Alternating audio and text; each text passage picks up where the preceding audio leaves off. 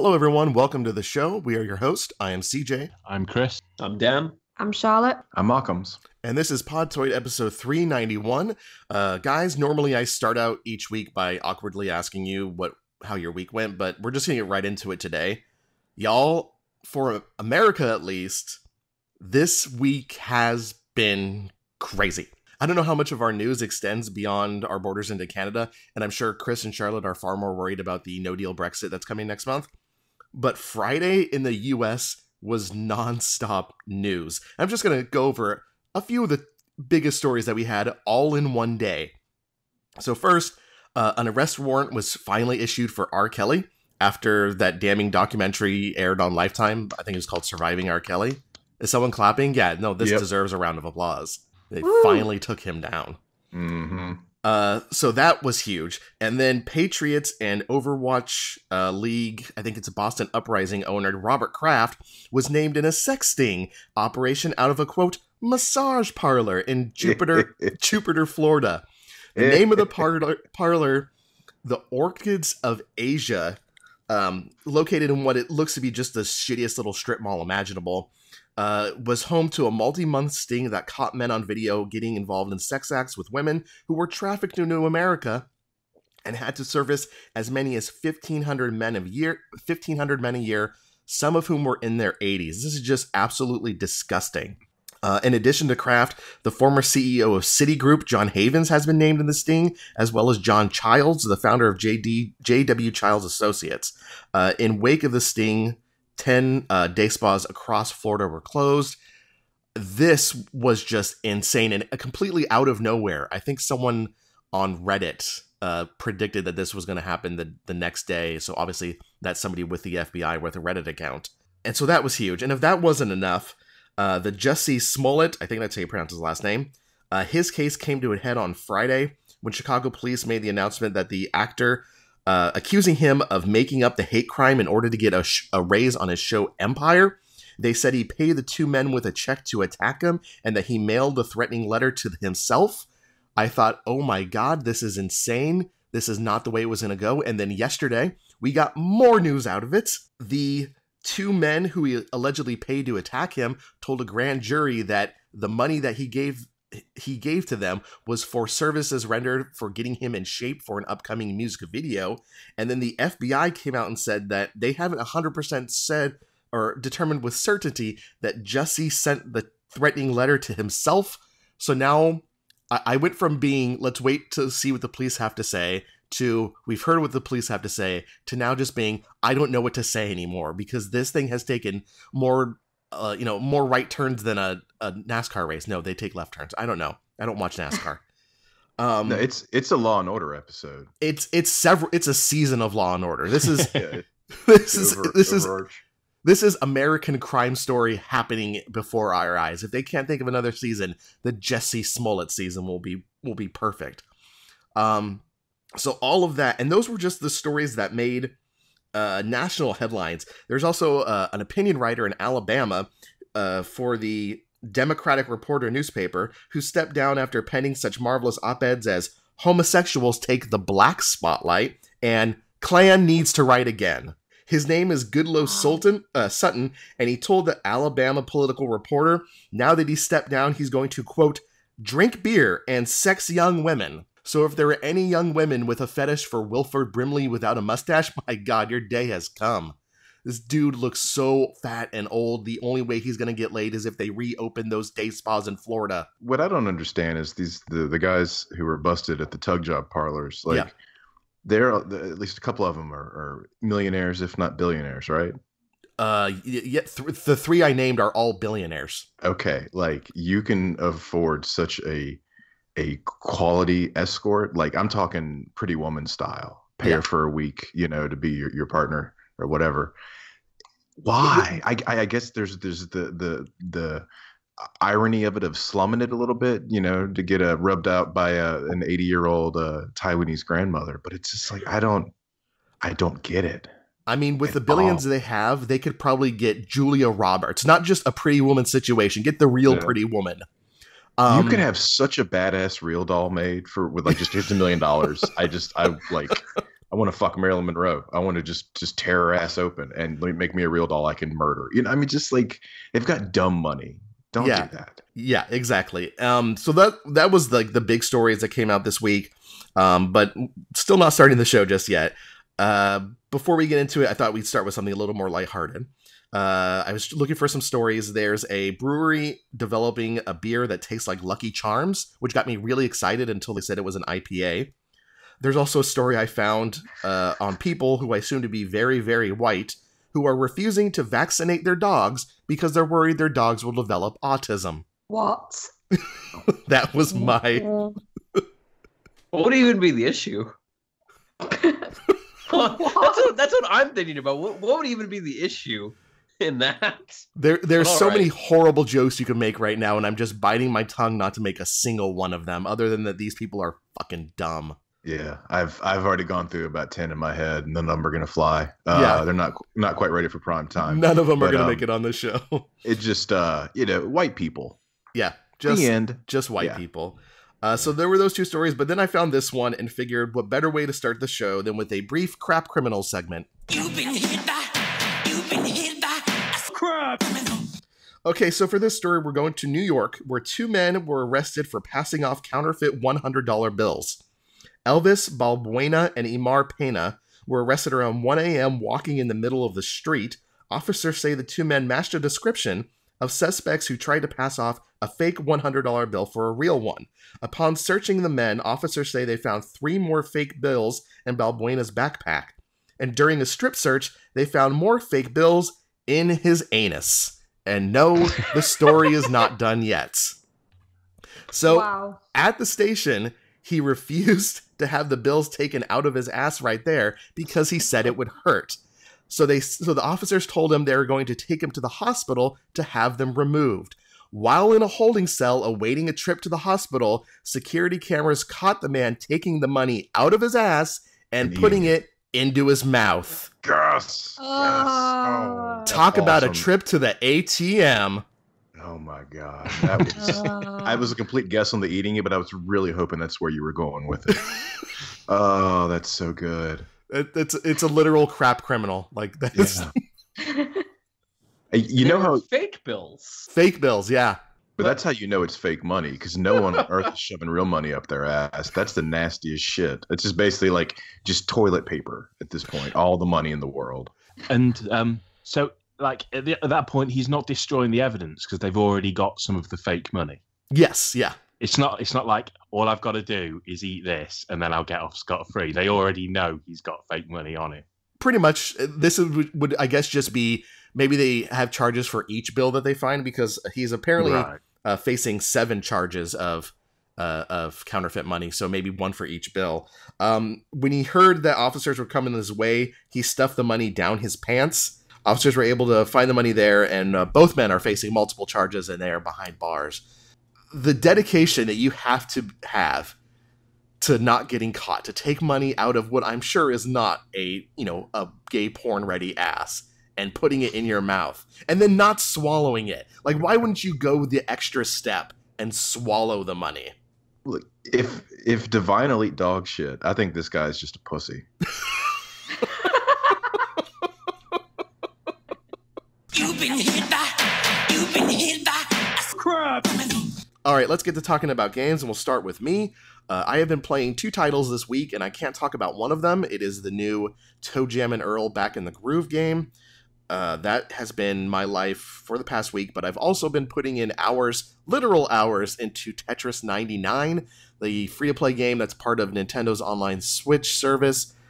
If you would have told me last year that my favorite game of the first 2 months of 2019 would have been Tetris 99, or Tetris in general, I think my question would have been, how bad are the games? When really my question should be, how fucking good is that Tetris? Because this Tetris is amazing, and it's just Tetris.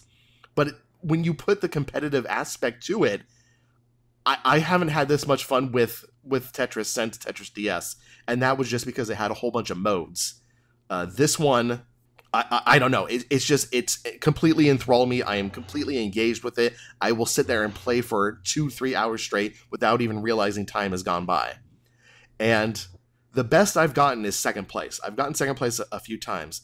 And this one instance, yesterday I was playing, and I was not paying attention to anyone else. I was just, going through it, and I found myself once again in second place with me and another guy or another player. And I was in a better position than they were because I didn't have too many rows on my board, and all the pieces coming up my way were looking rosy. So I'm like, oh shit, I'm gonna take first. This is gonna be it. And then I got hit with the fear. And if you don't know what the fear is, it's the fear you won't make it to the restroom in time. So I am sitting there as my stomach starts churning, and I'm like, oh God, why now? Why? So I'm doing everything I can, and this is when I'm just clenching my entire body. This is when I start making mistakes. This is when I start dropping pieces wrong, and eventually I just have to throw down the controller and run the hell out of my room. I was just so disappointed, and god damn this digestive tract. Well, man, this podcast has a theme today. Crap criminals. Just a very shitty episode. Just taking a shit, needing a shit, shitting on your cash, shitting while playing Tetris, literally shitting bricks in that case. Oh. Well, I'm very jealous because I haven't played Tetris 99 yet, and I think I'm the only person on the planet who hasn't. And I haven't either. If you don't know, I think everyone who owns a Switch has probably tried it, but yeah, no, there's a lot of people who haven't. It's really good, and it's good in a way that's different than like Tetris Effect, because that was Tetris, but it's a mind-blowing experience that takes you to different planes of existence and yada yada yada. And this is just, how good are you at Tetris? Prove it. Is it harder or easier than Puyo Puyo Tetris, would you say, like the most recent release of that? Because I found that really difficult. So it's going to be, Tetris 99 is very much dependent on your skills and the skills of the other players. So there's no AI that you have to deal with, like with Puyo Puyo Tetris, because I found that too. I found the AI in that game can be very unforgiving. Also, I suck at Puyo Puyo, apparently. So I've been really good at this. I finish in the top 50 more than I finish out of the top 50, and I've scored more top 10 finishes than I can count on my fingers and toes. So CJ, would you do you think it's a fair comparison to say that the Tetris 99 is like that? Remember that Crossfire commercial, the board game Crossfire with the two children? Get caught up in the crossfire. Yeah. And instead of them playing the game Crossfire, it is Tetris with the loser falling into a pit of fire and burning to death. Pretty much. Although there are 99 losers, and unfortunately, I've been one each and every time. Yeah. Nice throwback, by the way. Thank you. Listeners, if you're not familiar with that commercial, just type in Crossfire board game commercial and watch a child fall into a pit and die. I just want to point out that despite not being from your country, I know what that board game Crossfire is, which says a lot about how broad-minded I am when it comes to other people's localized childhoods. Oh, you still haven't let the Buckaroo thing go, have you? I fucking won't let the Buckaroo thing. So that's what I've been playing this week. Charlotte, you've been on Persona 5. Yeah, literally for about an hour this afternoon. I got my disc back. One of my friends borrowed it for a while, so I decided to start up a New Game Plus game, because that's another of the several games on my Cane and Rinse to playlist. So I've started up New Game Plus, which is kind of nice because I've not played it for like a year and a half, so I can't remember a lot of it, and I'm still skipping through a lot of stuff because I've got no desire to sit there and play another 70 hours, so I'm going to be skipping a lot of the cutscenes and things like that. But it's kind of interesting to play a New Game Plus, actually, because I've never really... I think I might have played New Game Plus on a Persona game before, but it's not something I do habitually. So it'll be fun to see, for myself what carries over and how it changes the experience. And I've decided to play it on hard as well, so I'm probably going to get my ass handed to me quite a bit. I've been finishing off a New Game Plus on Persona 5. Again, I think remember I said a couple of shows back that I was playing it really mechanically, and I'm still doing that, and I'm pretty much at the end of it now. But there's this voice in my head that's just like, you didn't have to do this. You could have just played a new game or something. But I had to get those trophies. I had to get those things checked off the tick list. Yeah, there's a voice in my head that's saying that to me every time I start up the Kingdom Hearts 1 and 2 1.5, 2.5 collection. It's just like, Right. just go into 3. Don't bother with these. But I'm just like, no, I'm going to suffer. And in that first Kingdom Hearts game, it is suffering. Occams, you've been on New Dawn. Yeah, Far Cry New Dawn. It's fun. I've played so many of these games now, and that they don't do a lot that's new. But I don't necessarily need to revolutionize the experience. For me, it's a really simple matter of taking the outposts.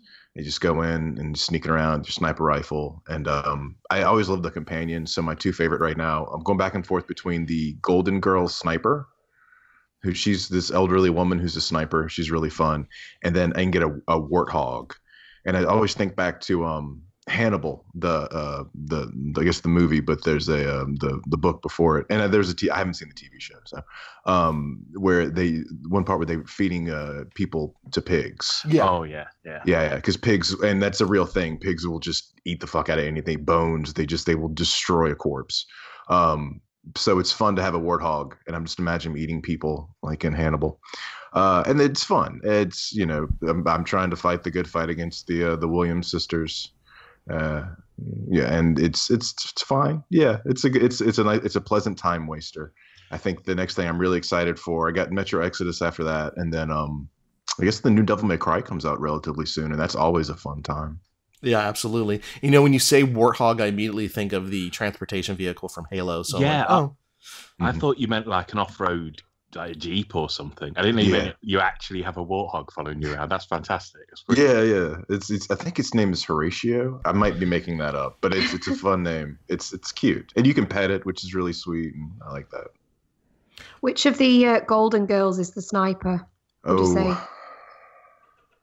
come on, Sophia. It's got to be Sophia. Yeah, I think honestly, it is Sophia. I couldn't remember her name for a second. I'm having some sinus problems this morning, so I'm about a second behind the rest of the world. Everyone's sick. Yeah. So it's absolutely. It is. Honest to God, they might have modeled her after Sophia, even in the look. So.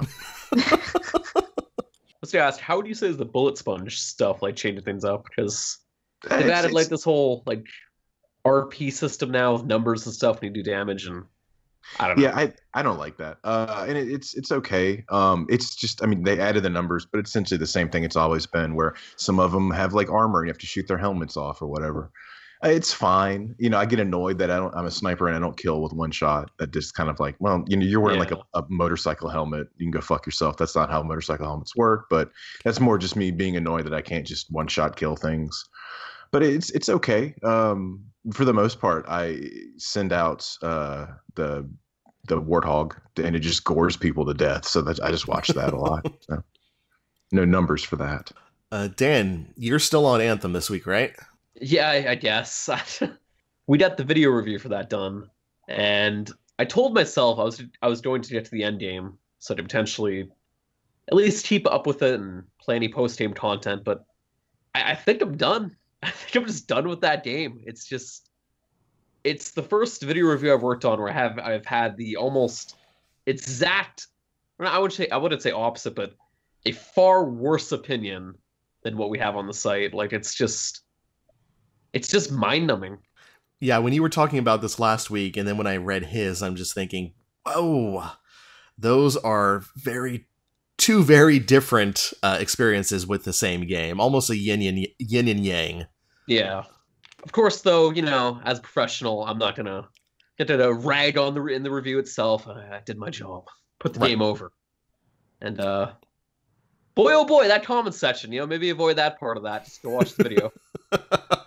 Apparently we're shills, by the way. 7 out of 10 equals shill. Yeah. In this current year. So we're just rolling in that EA money. It's just instead of saying Chinatown, just say YouTube, and it's the exact same line, exact same premise. So. But what if we pay reviewers to give it 7 out of 10 on our video game? Sure. It just seems to me that that's something that maybe 8 months from now, all of the little kinks will be ironed out of it, and if you enjoy the gameplay loop, then it's going to be the better experience than it is right now. But I think Chris Carter was definitely the anomaly in this situation, because most of the people that I have seen talking about it has been just completely upset and not really knowing why this game was released in the state that it was. Like, it got pushed back, and yet it still feels incomplete. Yeah. And the whole, it was with Anthem, right? I'm not misremembering. It's been a busy week. That there's been all sorts of social media stuff kicking off, and executives not exactly. There was something with like a Microsoft executive this week. Oh, Mike Ibarra. Yeah, that's not a good look. No, that was weird. Look. Yeah. And then it's especially bad when he's out there saying, trust streamers, trust the alternative media, and then you had the streamer in Australia who was getting paid by streamer. He's just a video reviewer on YouTube. But that's still the direction he was pushing people to, who was paid by EA to review the game. Obviously, there was some miscommunication or something that they didn't. He eventually took down all of the little notifications that he was being paid by EA and re-uploaded it as something he wasn't getting paid for. But when that happened, the first thing I thought of was Mike Ibarra telling people to go out and, don't trust necessarily traditional reviewers, but look at those other people. And that was the first thing I thought of. And look, lo and behold, it happens. In defense of that reviewer, I would not categorize him in the broad stroke of streamer.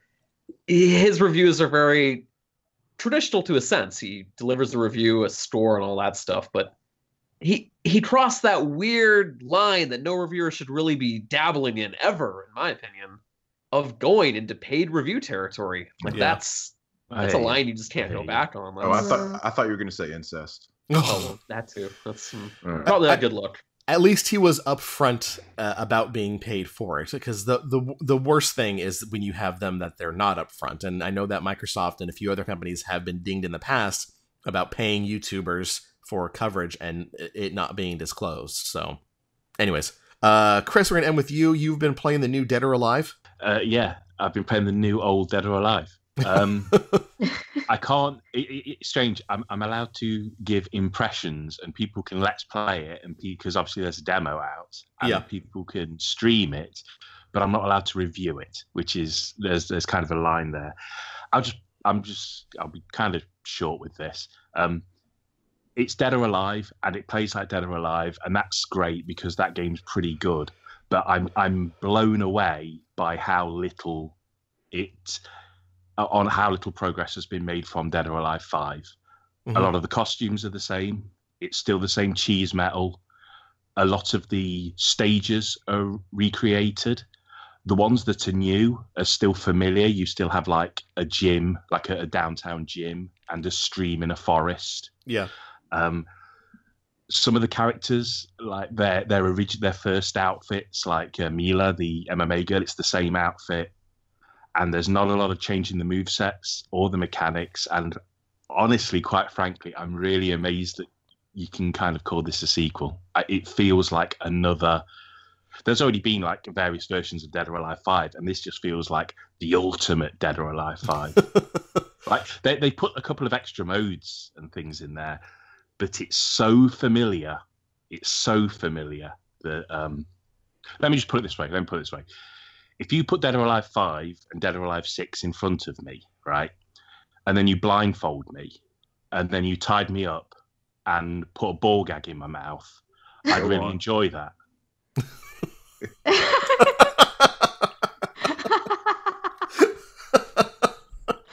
Oh, well, that's a good place to end that segment. You are listening to Podtoid. So that's it for games. We have plenty of headlines to cover. It is time for the news.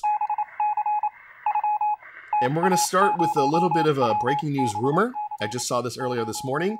While Assassin's Creed will probably not see a new entry this fall, work is obviously underway on the next title, and word from the rumor mill is the next Ass Creed will be getting a cross-gen title launching in 2020 that will be set near the end of the reign of Marcus Aurelius in Rome. Weren't they just in Greece? Yes, they just were in Greece, and now I guess they would head to Rome. That's like going from a CVS to a Rite Aid. They need to quit fucking around and just set it in Asia. Put that shit in Japan or China. That's what everyone wants. Fucking hell.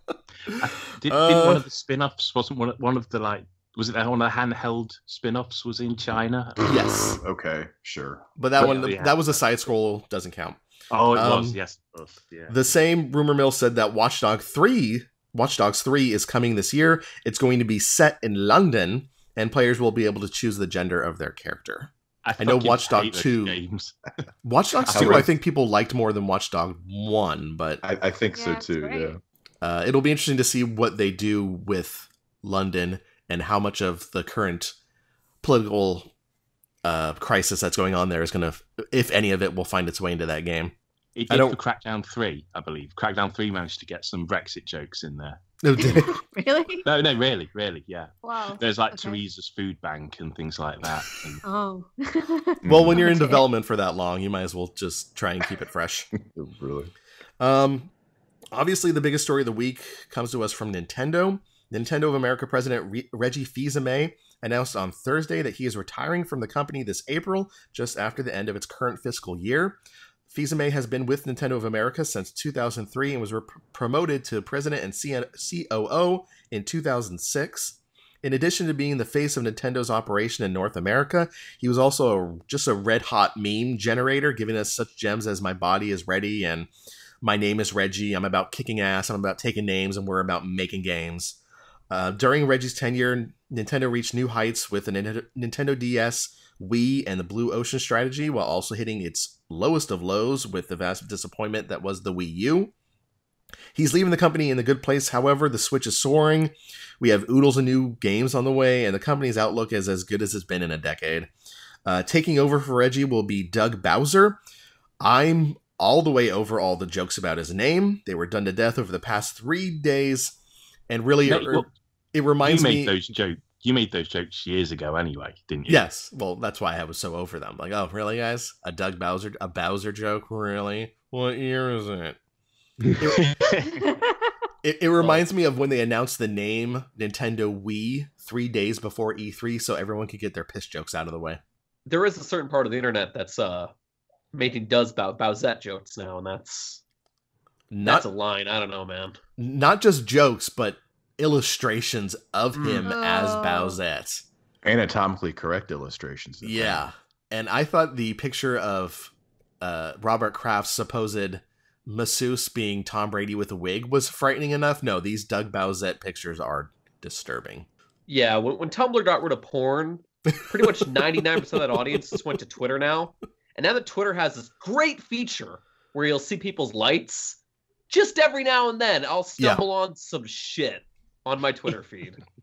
And unfortunately, I have seen some Doug Bowsette stuff, and I wish him luck, although I'm not entirely optimistic. The last time a black president of America was replaced by a white guy, it really didn't go so well for us. So here's to hoping. Mm-hmm.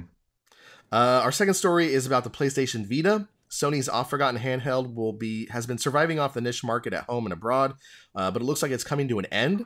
The company announced that shipments of its black and aqua-colored Vita consoles will soon end in Japan. Since 2011, the Vita has sold roughly 16 million consoles worldwide, which is just a fraction of what its predecessor, the PSP, sold. I have a Vita. I love my Vita, but I feel like this probably should happen about 2 years ago. Yeah. I'm in the same boat. I love the Vita. I bought it on launch day. Oof. And I was an avid supporter for a while, because I remember thinking to myself, it's going to have probably a new Grand Theft Auto spinoff, maybe a San Andreas story. It's going to have the new Uncharted game on it. I was all aboard. I mean, I was in the same boat because I looked at what the PSP got, and you're right. It got, what did it get, 3 Grand Theft Auto games? The Liberty City stories, San Andreas stories.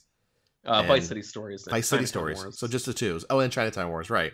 And yeah, I thought that was going to continue. But yeah, I was in the same boat. Like, there was a ton of great support for the PSP, and I felt like piracy really did a number on the PSP, whereas the Vita seemed pretty locked up tight. And I thought for sure it would get the same support, at least from third-party developers as well, and I guess not. There was an attempt. There was that Assassin's Creed game. Yep. I guess. It got a Call of Duty. A bad Call of Duty, but it got a Call of Duty. Yeah, terrible Call of Duty game, but there was that. And there was some first-party stuff. There was a Resistance game, I guess. Yeah. It's also made by the same developers that made the terrible Call of Duty games. So. Yeah. I don't know. I don't know why it died so quickly. I like to blame the overly priced memory cards, but I think it more has to do with Sony never went out of its way to establish its portable cred. Like, there were no games or franchises that it came out with that it's like, okay, well, this one has to be portable for such and such reasons, whereas Nintendo has specialized in that for 2 decades. Yeah, that's the thing. Like, when you think of Uncharted, you don't necessarily think of a portable video game. Yeah. Like, Uncharted Golden Abyss is a hard game to really play on the go, to be fully fair. They never released that on the PlayStation 3 or 4, did they? Like, that one's No, just it was embedded with all kinds of, like, Vita little gimmicks. Like, use the back touchpad to climb, or, like, shove your Vita up to a light to reveal this thing. It's a lot of weird stuff in that thing. Wow, you're going somewhere else with that. There are probably things you could do with that are pretty bad, Yeah, you can. All right, finally, we need to talk about the Xbox, which is not something we say that often on this show. This week has been swirling with rumors, and we're just going to sum them up all right now. Let's start with what we know. Microsoft is planning to bring Xbox Live to as many devices as possible, including the Nintendo Switch. It may already be there. I'm not entirely sure, but I know that it's part of the plan. As for the rumors, several major outlets are reporting that Xbox Games Pass is coming to Nintendo Switch and that major first-party titles will end up on the platform as well. Direct Feed Games names Ori and the Blind Forest as one such title that will make its way to Nintendo hardware. Windows Central names Cuphead as a game that could also make the jump, acting as a, quote, test case for the new Xbox Live SDK for third-party publishers.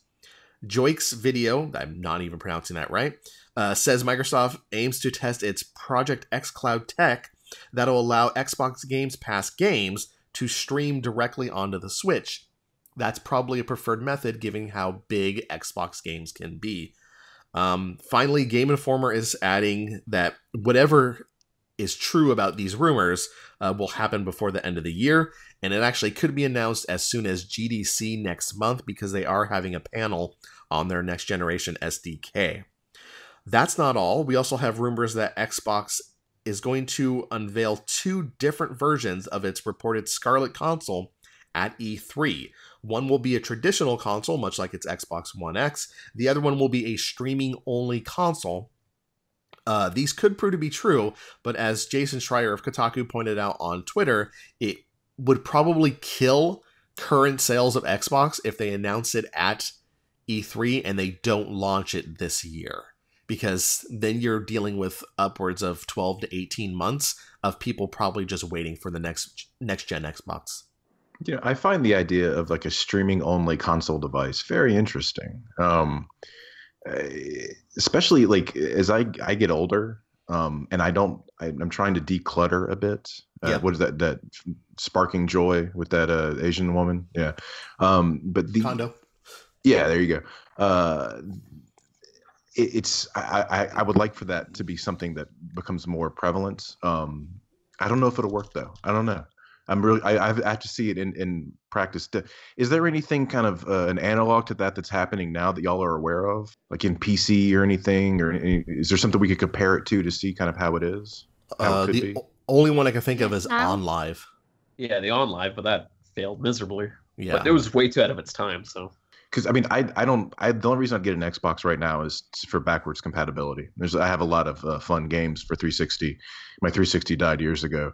I would love to play again, but I also don't want to have another fucking thing I have to hook up and deal with and dust and all that. More controllers, and so it would, if I could kind of compartmentalize that and kind of filter it down into something very simple that I could do a lot of stuff within one device. That interests me a lot.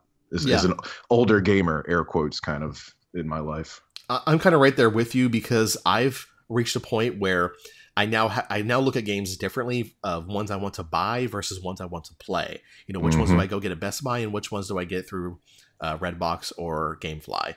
And if they were to do a streaming only console that is cheaper, $199, $99, whatever it is, that I can stream Xbox Games Pass games to, I would jump on that in a heartbeat.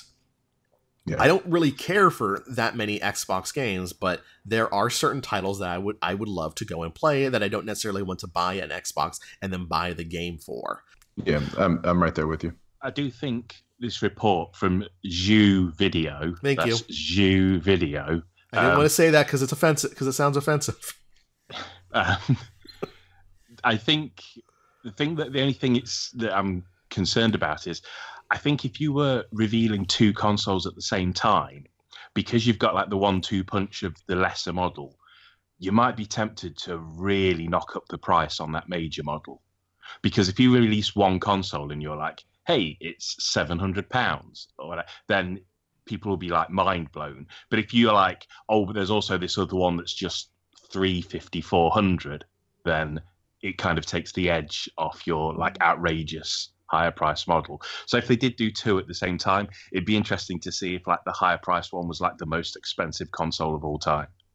It would also be interesting to see what comes with that. Like what is going to be in the higher price console to necessitate that price. Right. Also, is £700 cheap or expensive? I don't know the conversion rate. Very expensive. Well, it's a lot. What did the PlayStation 3 originally retail for over there? I honestly can't remember, but right now a Switch is just under 300, so brand new. So it's funny because I actually worked in a shop when all of those consoles came out, but I just don't remember the prices of any of them. I'm pretty sure I wouldn't be surprised if the PS4 wasn't like $450 on release or something like that, but I don't remember. I've spent too many years standing behind counters getting shouted at by the public. So it all becomes a blur. It was 600 here, right, Occam's? Yeah, I want to say 600. It 5 or 6. It was some dumb amount of money. Yeah. So then 450, 500, 450 would sound about right. Like nowadays, with the currency, it'd just be 600. It'd be like $600 or £600. But yeah. I can only assume that the more expensive one will be including essentially all of the same features, including the streaming aspects, as well as hopefully like a disc tray for backwards compatibility. I guarantee you, if they're making a cheaper streaming only thing, there will be no disc tray on that thing. You will not be able to play any physical games whatsoever on it. No, that thing will probably look like a Steam box or something. Just See, I'm so okay with that. That's awesome.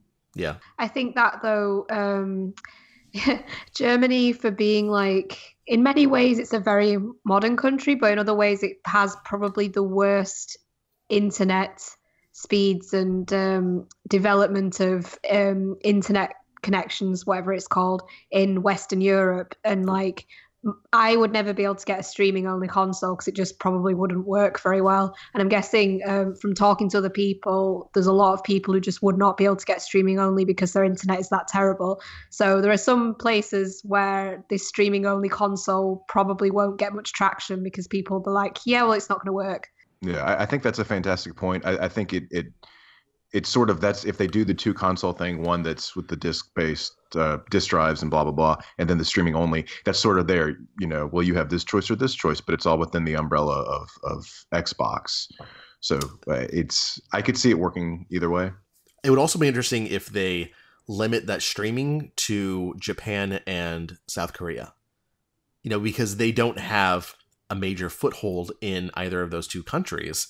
And so if they were to release a small kind of cheaper streaming only console in just those two territories while the rest of the world gets a traditional Xbox, I think that would be an interesting way for them to try and get it back into the Japanese and South Korean market, especially if they can get all of those Xbox 360 JRPGs that they had going for them back onto the service, and some new ones as well. I mean, from what I've been seeing about Atlas, has put out a survey this week asking what like the customers want, and one of those things has been, do you want some of our products being brought to Xbox?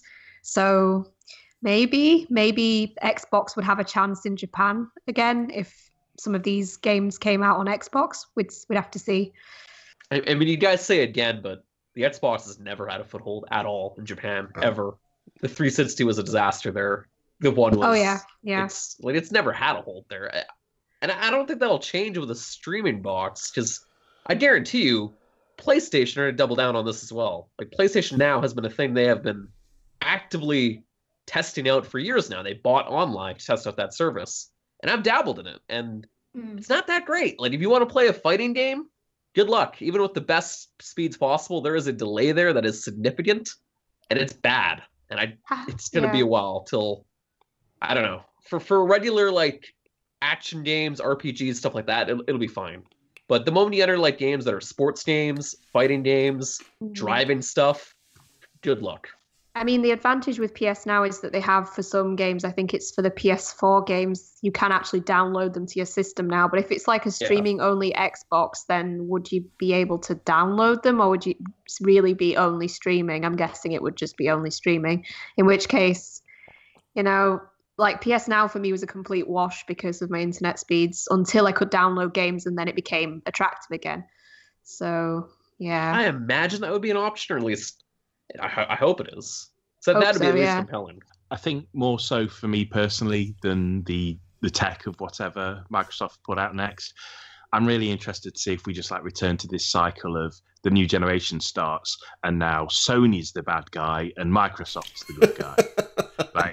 I won't deny that I'm still fuming over like Microsoft's like arrogance with the Xbox One and that early reveal and that launch, because that was like going to put my friends out of business in terms of people who work in these shops who need to sell like pre-owned games to make money and stuff, and they were really kind of adamant about, and you won't be able to do this and that still kind of burns. But then Sony have kind of gone on, haven't they, to become the bad guys again, like now. So now it's like if they don't turn up at E3 and Microsoft are like, here we come, guys, heading into the next generation, and people are like, I'm all about Microsoft now. Well, fuck Sony again. Like, Sony still have one major advantage over them, big time, and that's games, simply put. When I think of Xbox, I think of Halo, and that's about it. Like, I don't know what their strategy was this generation, but it sure as hell wasn't like making those IPs notable. Yeah, I mean, all I think of is Halo, Gears of War, Forza, and then I start running out of things to name. Forza's on PC now, and it's going to probably remain to be on PC going forward, and Halo is going to follow in its footsteps. So I question, like, I don't know. I still think that the publishers will just bend. They'll just go where it's happening. If people get behind Microsoft and Microsoft put out a new console and that console becomes the biggest console in the world, all those guys will just come back. Right. And also with the rumor mill is that the new Halo Ultimate or Infinite is supposed to launch with this console, which is something they haven't done since the original Xbox. So it'll be interesting to see if that is able to generate any sort of big sales or buzz, because from what I can tell, Halo in its first-person shooter supremacy was overtaken years ago by Call of Duty, in that Call of Duty will sell 30 million copies of a game, and Halo will get. I think the last Halo did maybe less than 10. So, although they never officially revealed sales data anymore. But the thing is, like, whenever I think of Nintendo or Sony or PlayStation, like, I always think about those games, those first-party exclusives. Yeah. I don't have that thought whatsoever with Microsoft and Xbox, and I feel like there's a lot of people that still feel that way about PlayStation. And I guarantee you, they're gonna stick to what they know. They're gonna release a console with a bunch of exclusives lined up, and I bet money people will just still flock to that over a streaming service. I would say so. Because down the road, like, Sony had still pulled a streaming card as well. They already are. So whatever happens, Sony aren't at E3, and if Microsoft shows something, it's kind of their show to lose. So yeah, to rely, don't want to rely on cliches, but the ball's in their court. They can like walk into E3 almost unopposed and just be like, We'll make sure that when the show ends, everybody's talking about our new hardware, if indeed they have hardware to show. Plus, like, have they learnt anything from like that Xbox One reveal? I guess we'll see, but it's an opportunity for them to put themselves on top again. Like, whether they will, whether it's too late, I don't know. And I think Sony know that. That's why they're dropping out of E3. Like, I got a funny feeling there's a lot of big reasons they pulled that move. They're gonna let Microsoft announced their system at E3, and then they'll control the fall when they announce theirs, right around holiday seasons. Like, I don't know. I just got a good feeling they're going to be doing the same exact shtick with their own event. Well, yeah, that's what they should be doing. Yeah. I mean, they all want to do that. What I'm curious about, because this is going to be a weird E3. It's going to be like when you're like, remember when you were in college age, but you had to go to like Thanksgiving, and you're like, it's just a little different. Like you weren't happy to be there. You kind of want to be with your friends and hang out. But it's. I'm really curious to see what Devolver Digital does because they've quickly become my favorite show. Like even the games are fine. I like their games, but I just like them and that batshit woman they have just screaming at the audience like a fucking David Lynch coffee commercial or something. It's great. I want more of that. Really, that's fun. I mean, there is the note that like Microsoft have been snatching up developers left, right, and center. So hopefully they're building maybe a library of games that they potentially launch that system with. But I don't know. I think that's where they could do something crazy. Yeah, that's I think where they have their best bet going is with all the studios they've been buying up, and really getting Games Pass onto as many devices as possible is also a really smart move for them, just in case their next console does go the way of the dodo, and they could just stay in the game as this streaming service that streams onto your Switch, your phone, your PC, wherever.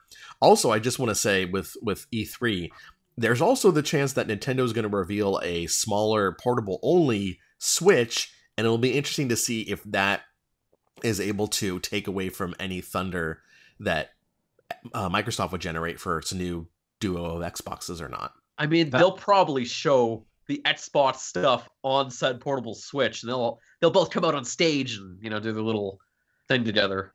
Yeah, I'm calling that. That'd be a pretty goddamn cool moment. You are listening to Podtoid. All right, that's it for news. But before we go, we have the Podtoid question of the week. What is your damage, Heather? I'm sorry, that is not the Podtoid question of the week. Chris, you have this week's question.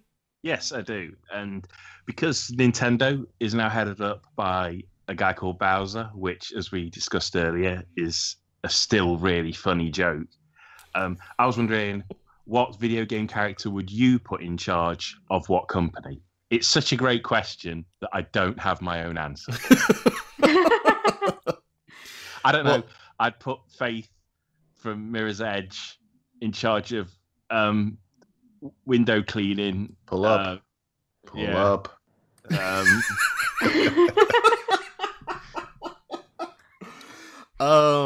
Boy, that was a great answer, I gotta say. That's a legendary one. For my part, I was thinking about this for all of 10 seconds, and then I thought, oh, this is perfect. I would put the Great and Mighty Poo in charge of Activision, but then I realized he already runs it. He just goes by the name Bobby Kotick. Shots fired. Got him. I thought about this for a minute. Actually, I had to Google video game characters because it's one of those things where so many, then you forget them all immediately. But it hit me. Okay, so I don't know if it's a worldwide company, but in the States, and this is thanks to podcast commercials, there's a company called Adam and Eve, and they make sex toys. And I thought, okay, Adam and Eve. And I thought, oh, shit, that's easy. Bayonetta. So just put Bayonetta in charge of Adam and Eve, and it's a match made in heaven. You want stuff in your butt, want stuff in your front butt, want stuff in your mouth. Bayonetta. There you go. So it's Bayonetta. It's Bayonetta, Adam and Eve, and me with Dead or Alive 5 and 6. I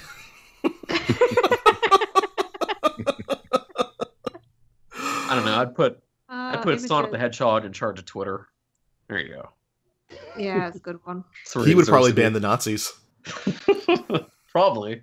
I would put Revolver Ocelot circa Metal Gear Solid 5 Phantom Pain in charge of some sort of designer menswear company, just because I think he's so sharp in that game. Like, I don't I don't care his his affiliations, but he's so hot. He would be like a Carl Langenfeld that I would be sad who actually died. I would put Kaz from Metal Gear Solid, Peace Walker, and then 5 and such in charge of Burger King. See, he'd burn the back on top. Yes. Sure, I don't get that reference. It's a reference, but yeah. Like, what's a Burger King? Anyways, I'd like to announce my retirement from putting forward questions for the end of we have a community shout out. Yeah, before we go, we do have 2 community shout outs. Occams, I'll let you go first. All right, first question, man. Sorry, I got a cat trying to hang out with us today, so I'm monitoring. My community shout out is to Phil Kinseben, aka Mike Martin, who's been with the community God, forever, and is just an amazing fella, and puts me to shame in terms of his depravity, which is something I hold near and dear to my heart. And Phil, Mike suffered a couple of heart attacks, like I think 3 over the course of a couple days. Yeah, and he's in kind of a he's okay. He can't work for a little bit, and is dealing with some medical bills and stuff. But he needs our love, and he's a good dude, and he's done a lot for this community. A lot of stuff y'all don't know about, that he's put a lot of work in behind the scenes, and he's organized fundraisers for people who've lost their job or had stuff stolen and needed to raise money to buy a new console. He did all that on his own. He's a good dude. He's a friend of mine. I love him dearly, and we're thinking about him right now. We're gonna try to put something together for him to help raise some money so he can kind of get back on top of things. Yeah, actually, that's going live. That went live on Sunday. There's a GoFundMe to raise $2,000 for him, and this is what I was gonna do for my shout out as well. Was Mike? So yeah, it's on the Destructoid main page. We'll link to it in this story and also on the YouTube information when we put this up on YouTube. If you can give, please do, because like Occam said, Mike is just an amazing guy, and he's done so much for Destructoid. If you can't, but know someone who can, just let them know about it. And Mike, I don't know if you listen to this podcast, but just know that we're all rooting for you, and we're glad you're okay. For sure. Yeah, we love you, buddy. Oh, and the GoFundMe, I think the way that works, unlike some other things where whatever's donated he gets, it doesn't have to reach a certain amount to get it. So don't think that even if we don't hit the 2,000, that it's not all or nothing. He'll get something. It's a huge help. Yeah, and everything is going to him outside of what GoFundMe takes in their fee. So it's all, Destructoid's not, we're not doing anything to take anything of this. It's all going straight to him. Just really to get him through these next few weeks and months that he needs to rest so he can get back to work. Yeah. Just because our healthcare system sucks balls. Yes, it does. It's just like gas and bills and stuff, and maybe tacos. They'll probably eat some tacos. Probably not tacos. He probably doesn't want to initiate heart attack number 4. Hey, there are healthy tacos, CJ. Yeah. That's it for our show. On behalf of Chris, Dan, Charlotte, Occams, and myself, thank you for listening, and tune in next week for an all-new episode of Podtoid.